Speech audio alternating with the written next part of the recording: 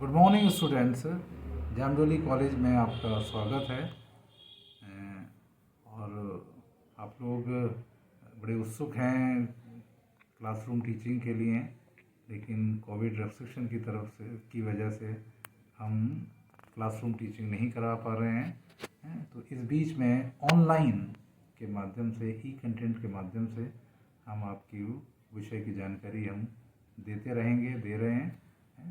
तो जैसे मैंने पिछले लेक्चर में आपको ग्रामर के बारे में बताया था, इस लेक्चर में जो हमारा जो फर्स्ट यूनिट है वो है फोनेटिक्स एंड ट्रांसलेशन। तो ये टॉपिक आपके लिए नया है। आई थिंक दैट सीनियर तक आपने फोनेटिक्स का नाम नहीं सुना होगा, but phonetics is a very primary thing, बहुत शुरुआती चीज़ है। Phonetics means how we speak a word, how can we communicate orally, verbally in a language. किस तरह से हम लैंग्वेज का उच्चारण करते हैं, किस तरह से हम बोलते हैं, वो बहुत इम्पोर्टेंट थिंग है। And this is very important because a child learns to speak first. एक बच्चा है वो पहले बोलना सीखता है, लिखना तो बहुत बाद में शुरू होता है। जब वो स्कूल जाने लगता है तब लिखने की बारी आती है, लिखने की शुरुआत होती है। लेकिन जैसे ही वो 1 साल से ऊपर हो जाता है, बोलना वो सीख जाता है, और जैसे जैसे आगे बढ़ता है वो बहुत अच्छा बोलने लगता है। जिस वातावरण में, जिस एनवायरनमेंट में वो ब्रॉट अप हो रहा है, वो वही भाषा सीख जाता है। अगर कोई इंडिया में है तो इंडियन लैंग्वेज सीख जाता है, कोई अगर साउथ में है तो साउथ इंडियन लैंग्वेज सीख जाता है, कोई चाइना में है तो चाइनीज़ सीख जाता है। तो बड़ा एक इंट्यूटिवली, अपने अनकॉन्शियसली वो उस भाषा को सीख जाता है। लेकिन ग्रामर जो इंग्लिश है, जो हमारे लिए ये हमारी फर्स्ट लैंग्वेज नहीं होती है। फर्स्ट लैंग्वेज हमारी हिंदी है, भोजपुरी है, मारवाड़ी है, जो भी हम वातावरण में बोली जाती है, हमारे एनवायरनमेंट में बोली जाती है, वो हमारी फर्स्ट लैंग्वेज होती है। लेकिन इंग्लिश हमारे यहाँ एज ए सेकेंड लैंग्वेज है मोस्ट ऑफ द कंट्री। हमारे नॉर्थ में तो कि ये सेकंड लैंग्वेज है। तो इंग्लिश बोलने का जो वे ऑफ तरीका है इसका, वो हमें कॉन्शियसली इसको सीखना पड़ेगा। फोनेटिक्स में how the words are pronounce, कैसे उनका उच्चारण होता है, ये हमें देखना है। लेकिन मैं इंग्लिश फोनेटिक्स की बात करूँगा तो हमें पहले ऑर्गन ऑफ स्पीच देखने पड़ेंगे कि ऑर्गन ऑफ स्पीच का मतलब उस वर्ड को, या उस फोनीम को, या उस मिनिमम लेटर को उच्चारण में कौन कौन से ऑर्गन ऑफ स्पीच इन्वॉल्व हैं, तो उनको हमें पहचानना पड़ेगा। तो इस लेक्चर में पर्टिकुलरली मैं ऑर्गन ऑफ स्पीच आपके सामने रखूँगा। जैसे आप सभी जानते हैं कि हम सभी टंग से बोलते हैं, लेकिन टंग से तो हम बोलते हैं, ज़बान से बोलते हैं, जीभ से हम बोलते हैं, लेकिन और भी ऑर्गन ऑफ स्पीच हैं, हमारे माउथ ऑर्गन्स हैं, जो हमें उस वर्ड के उच्चारण में हमें हेल्प करते हैं। मैं आपको उनके बारे में बताता हूँ। जैसे लिप्स है, लिप्स भी बड़ा इम्पोर्टेंट रोल अदा करते हैं हमारे बोलने में। आपने शायद इतना ध्यान नहीं दिया होगा, लेकिन फॉर एग्ज़ाम्पल अगर हम इंग्लिश का पा बोले या हिंदी का पा, तो पा हम जब बोलते हैं तो हमारे दोनों लिप्स मिलते हैं, तभी हम पा शब्द बोल पाते हैं। अगर हम हमारे लिप्स को नहीं मिलाएंगे तो हम पा शब्द नहीं बोल पाएंगे। तो पहला हमारा ऑर्गन ऑफ स्पीच क्या है? लिप्स। अब लिप्स के भी पार्ट हैं, एक लोअर लिप है, एक अपर लिप है, एक नीचे का होंठ है, एक ऊपर का होंठ है। तो ये हमारा फर्स्ट ऑर्गन ऑफ स्पीच हो गया। फिर आता है टंग। तो टंग भी है, तो उसमें ये भी डिवाइडेड है।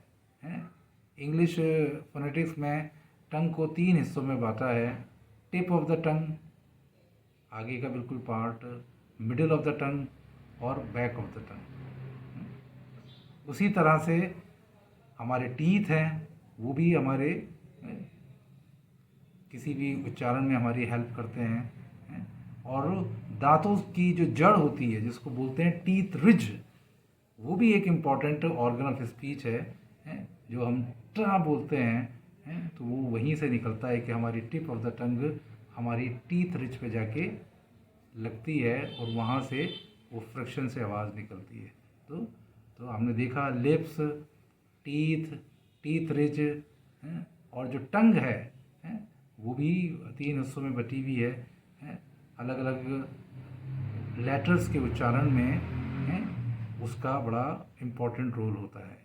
उसी तरह से हम टीथ रिज से और पीछे जाएं तो आपने देखा होगा कि एक हॉलो पार्ट आता है, एक खोखला सा पार्ट आता है हमारे मुंह में। आप मिरर के सामने जाके इस एक्सरसाइज को कर सकते हैं कि मुंह को खोलें और अपना अंगूठा मुंह के अंदर दें और आपको बीच में एक हॉलो पार्ट लगेगा और बड़ा हार्ड लगेगा। तो उसको बोलते हैं हार्ड पैलेट। ये हार्ड पैलेट भी ऑर्गन ऑफ स्पीच है जो लेटर्स के उच्चारण में सहयोग करता है, काम आता है।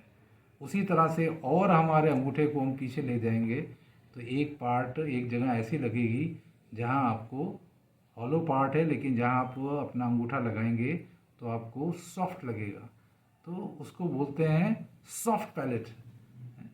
तो जो हमारा हल्क है, तो उसके भी 2 पार्ट हैं, एक हार्ड पैलेट, एक सॉफ्ट पैलेट है। और उसके पीछे जाएंगे तो एक कौवा सा लटका नज़र आता है, उसको बोलते हैं उबूला।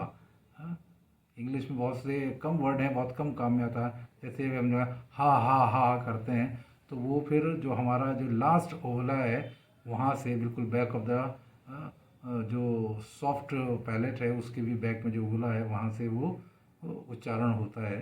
तो ये चीज़ें मैंने आपको ऑर्गन ऑफ स्पीच इसलिए बताई हैं कि जब मैं फोनेटिक सिंबल्स आपको पढ़ाऊँगा तो ये सारी चीज़ें बड़ी सिग्निफिकेंट हैं कि कौन सा लेटर किस जगह से निकल रहा है।